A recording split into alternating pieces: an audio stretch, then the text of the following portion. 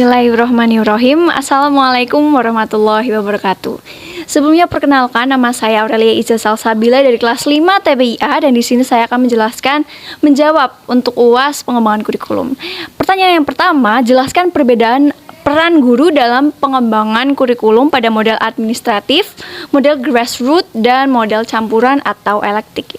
Yang pertama, peran guru dalam pengembangan kurikulum pada model administratif diantaranya ada membuat perencanaan program tahunan, membuat perencanaan program semester, membuat perencanaan program modul, membuat perencanaan program mingguan dan harian, membuat perencanaan program pengayaan dan remedial maksud saya.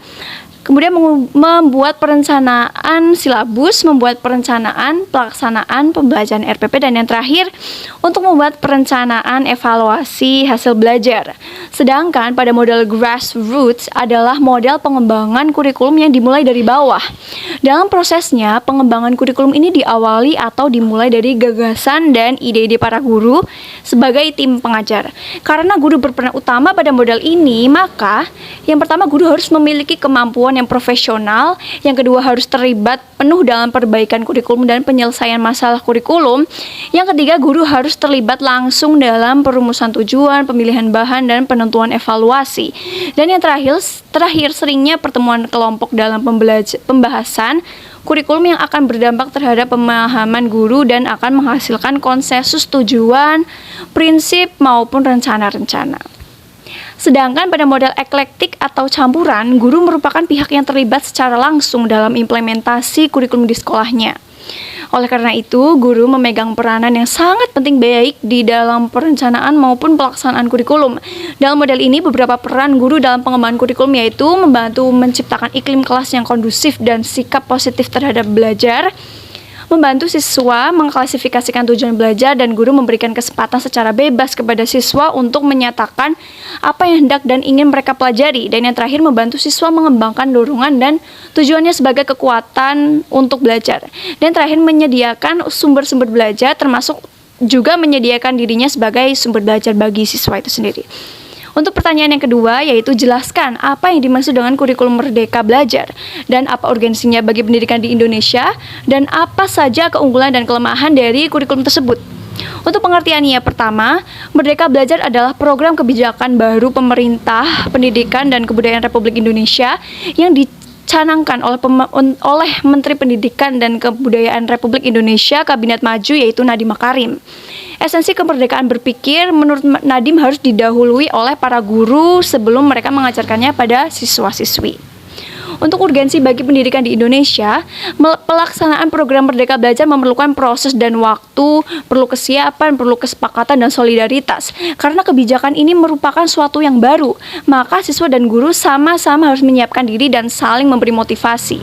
Dengan adanya perubahan paradigma ini untuk memajukan pendidikan, para guru harus menguasai IT. Diharapkan guru generasi dulu bisa beradaptasi dan bisa bersanding dengan guru generasi sekarang. Untuk pendidikan yang lebih baik, kini saatnya masyarakat ikut mengawal penerapan kebijakan Merdeka Belajar berjalan dengan optimal. Memang tidak mudah akibat sistem pendidikan Indonesia yang sudah membantu utamanya budaya guru dalam mengajar. Untuk ujian nasional juga bukan dihapuskan, tapi diubah menjadi asesmen kompetensi minimum dan survei karakter yang bertumpu pada kemampuan literasi, numerisasi, dan pendidikan karakter peserta didik. Salah satu dari program Merdeka Belajar usulan Nadiem Makarim yang sudah diterapkan dan berjalan adalah sistem zonasi PPDB. Lebih fleksibel. Memang harus diakui dengan adanya sistem zonasi yang berlaku membuat calon peserta didik yang berprestasi tidak dapat memperoleh kesempatan memilih sekolah yang diminati karena memiliki jarak yang jauh antara sekolah dengan tempat tinggalnya. Tetapi dengan adanya fleksibilitas dalam sistem zonasi, pemerintah setempat dapat membuat aturan-aturan baru terkait dengan sistem zonasi. Aturan-aturan baru tersebut berupa berbagai macam jalur yang dapat ditempuh oleh calon peserta didik untuk mendaftarkan diri pada sekolah yang diminatinya, yaitu ada jalur zonasi murni, jalur prestasi, jalur afirmasi, dan jalur mutasi. Untuk kelebihannya menjadikan dunia pendidikan lebih fleksibel.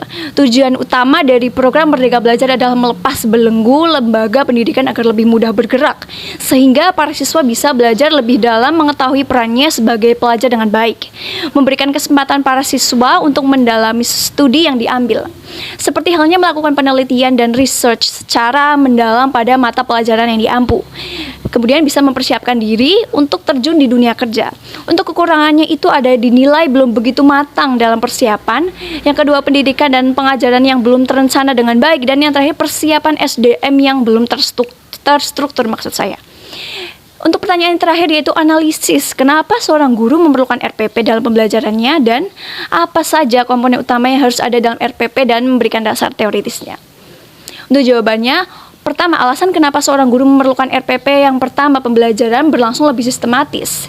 Dengan adanya RPP, guru pintar memiliki pedoman dalam merancang sebuah metode pembelajaran yang disenangi siswa. Yang kedua, ada mempermudah analisis keberhasilan belajar siswa, yang artinya dalam rencana pelaksanaan pembelajaran yang guru pintar susun wajib memuat bentuk penilaian yang akan dilakukan untuk melihat perkembangan belajar siswa. Dengan itu, guru dapat dengan mudah melihat apakah tujuan belajar telah tercapai atau belum. Yang ketiga, ada untuk memudahkan penyampaian materi, yang artinya dengan RPP, guru pintar dapat mengatur dalam berapa kali pertemuan sebuah materi pembelajaran dapat diselesaikan. Yang keempat, ada pengatur pola pembelajaran, yang artinya guru pintar dapat menentukan mana kegiatan yang dapat dilakukan dalam pembelajaran sinkron dan mana kegiatan pembelajaran yang akan dilakukan secara asinkron. Semua itu diperbolehkan asalkan masih sesuai dengan kurikulum pembelajaran yang berlaku. Yang kelima, menghemat waktu dan tenaga, yang artinya dengan demikian tidak ada waktu dan tenaga terbuang untuk memikirkan segala persiapan di saat mengajar, karena semua itu sudah disiapkan di awal semester. Untuk yang terakhir yaitu bahan evaluasi pembelajaran sekaligus refleksi. Untuk komponen utama yang harus ada dalam RPP, yaitu menurut Permendikbud tahun 2016 nomor 22, rencana pelaksanaan pembelajaran harus setidaknya memiliki 13 komponen.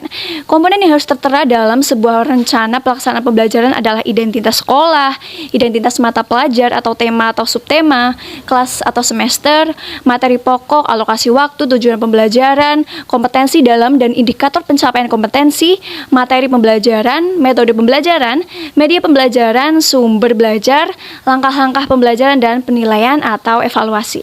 Kemudian pada tahun 2019, dalam rapat koordinasi Mendikbud dengan Kepala Dinas Pendidikan se-Indonesia di Jakarta, Mendikbud Nadiem Makarim meluncurkan inisiatif kebijakan pendidikan terkait Merdeka Belajar, yaitu penyederhanaan rencana pelaksanaan pembelajaran.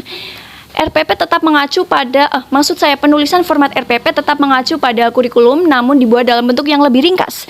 Hal ini ditujukan untuk meringankan beban administrasi guru. Maksud saya, jika sebelumnya RPP terdiri dari 13 komponen, secara cukup 3 komponen utama saja, yaitu tujuan pembelajaran, kegiatan pembelajaran, dan asesmen atau penilaian. Sedangkan untuk komponen yang lainnya adalah pelengkap saja. Sekian, terima kasih, itu yang bisa saya sampaikan. Apabila ada salah-salah kata dan pengucapan, saya mohon maaf. Terima kasih. Wassalamualaikum warahmatullahi wabarakatuh.